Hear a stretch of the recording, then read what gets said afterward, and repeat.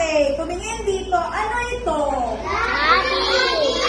Okay, ito ay lapis. Sino mayroong lapis? Sino mayroong lapis? Okay, saan natin ginagamit ang lapis? Okay, magsisigaw, itataas lang ang kamay. Ang lapis ay ginagamit saan? Okay, sa pagsusulat ha? Hindi pantusok sa kaklase. Masama yun. O iiwasan natin na yung lapis ay itutusok o itatapat natin sa kaklase o sa kasabi.